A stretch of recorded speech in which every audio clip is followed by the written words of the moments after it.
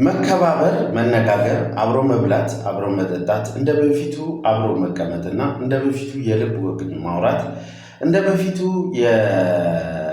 በጋራ ረጅም ሰዓት አብሮ ወግ ማድረግ፣ አብሮ መዝናኛ ቦታ መሄድና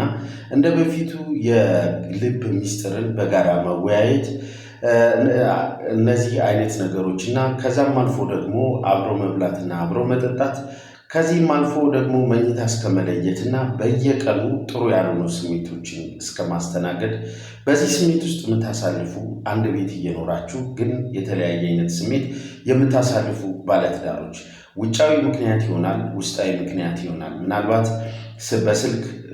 የግል ትኩረት ሚስጥር በማድረግ ሰዎች ላይ እንደዚህ የተለያዩ ወሬ በትዳራችሁ ላይ ሌላ ነገር የመፈጠር ከሰዎች ሊሆን ይችላል፣ ከምታዩት ነገር ሊሆን ይችላል፣ የመስማት ነገሮች እና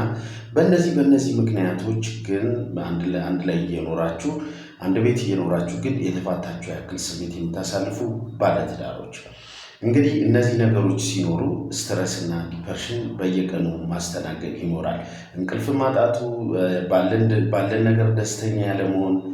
ከልጆቻችን ጋር በባህሪ ያለመግባባት፣ ብቸኝነትን መፈለግ እንኖራለን። ግን ያለ ደስታ ያለ ስሜት መኖርን ነገሮች ይኖራሉ ማለት ነው። አንድ ቤት እየኖራችሁ የተፋታችሁ ያክል የምታስተናግዱ ባለትዳሮች እነዚህ ምልክቶችና ተግዳሮቶች ሊያጋጥማችሁ ይችላል ማለት ነው። የስነ ልቦና አማካሪ ባዩ ጌታቸው መልካም